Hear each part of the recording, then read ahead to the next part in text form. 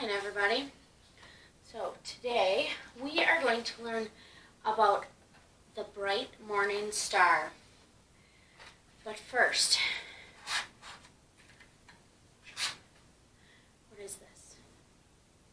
It's a match. Yes, if you said it was a match, you are correct. And if I light this match, what can I do with a match? Yep, I can light a candle. I can light a campfire. What else could I match? I could light a grill. But what if I do nothing with my match? Sooner or later, what is going to happen? It's going to go out. So, I'm going to take this match. Oh, and look at that, it already went out. Let's try that one again.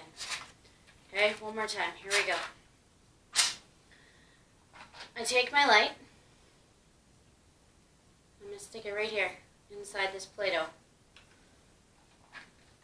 I'm going to take a second match. And now I'm going to spread my fire. I'm going to use my fire to light a candle. And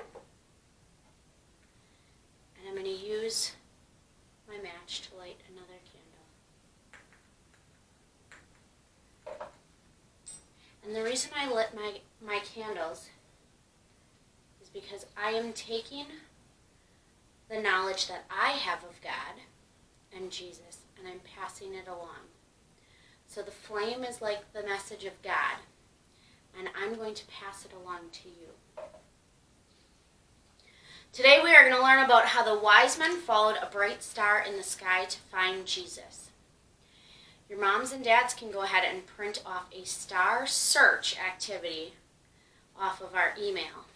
And while you are working on your star search, you're going to listen to this reading. It's from Revelations chapter 22, verse 16. I, Jesus, have sent my angel to give you this testimony for the churches. I am the root and the offspring of David and the bright morning star. Why do you think Jesus is compared to a star? Well, here's one reason.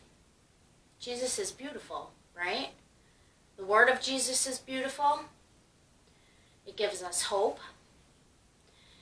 And Jesus is also the light in a dark world. Lots of things are happening right now that make us a little bit sad. Keeping us away from family, that's sad. But we have to believe in Jesus because he's the light in a dark world. Now let's think. How can stars help us? What can stars do to help us? Well, they help guide us when it is dark outside. Long ago, people like sailors would use the stars to help them. Think about a Disney movie. Can any of you think of a Disney movie where somebody followed the stars or used the stars to guide them? If you said Moana, you're right. Moana used the stars to guide her. How is Jesus like a guiding star? Does anyone know? Well, Jesus can give our lives direction. Let's do another reading. It is from Matthew chapter 2, verses 1 through 2. Here we go. After Jesus was born in Bethlehem in Judea, during the time of King Herod, wise men from the east came to Jerusalem and asked, "Where is the one who has been born King of the Jews?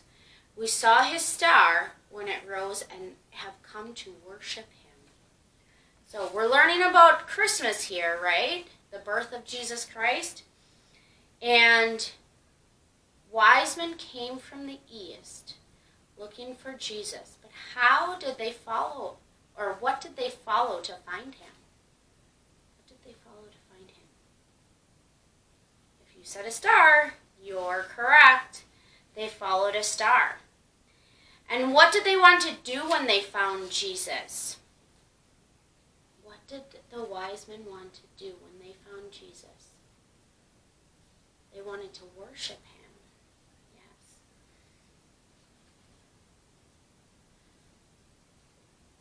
Now, the next activity that you are going to do, it looks like a bunch of footprints. Let's see if you can see this.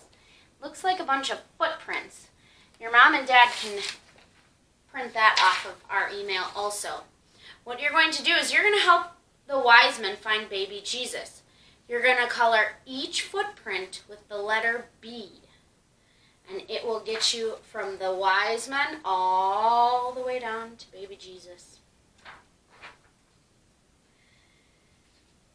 Now let's think about Christmas. What do we usually do around Christmas? We usually gather with family, we gather with friends, we have visitors over to the house, right? Well, that's what happened with Jesus on his birthday, on Christmas. He had visitors.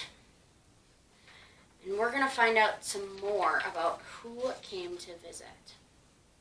We're going to read Matthew chapter 2, verses 9 through 12.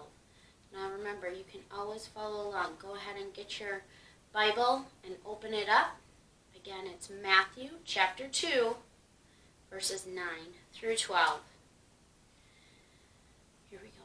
After they had heard the king, they went on their way, and the star they had seen when it rose went ahead of them, until it stopped over the place where the child was. When they saw the star, they were overjoyed. On coming to the house, they saw the child with his mother Mary, and they bowed down and worshipped him. Then they opened their treasures and presented him with gifts of gold, frankincense, and myrrh. And having been warned in a dream not to go back to Herod, they turned to their country by another route. So they went to visit Jesus. And what did the visitors bring with them? They brought gifts. Yes, they brought gifts. And let's think, what gifts? There were 3 of them. What 3 gifts did they bring? Number 1, gold. Yep, gold. Number 2, think big, frankincense. And number 3, myrrh. Yes. Now, is a star bright or dull? It's bright. Yes. So they followed the star to find Jesus, and they presented him with some gifts. And who can remember what we can call Jesus? We can call him the bright morning star. Now, remember, Christmas is also about giving. And, like our match, we want to be the match, not the one that we didn't use. We want to be the match that we used. We want to pass along Jesus' word. So I would like you to make it a point to make something for your neighbors. Maybe it's a card, maybe it's an ornament for that they can hang on the tree. Maybe it's cookies. Go ahead and do something nice for your neighbor. Pass along Jesus' word. And give it to a neighbor or give it to someone from our church congregation. Because some of our families are stuck at home. So go ahead and pass along the word of Jesus and have a great day.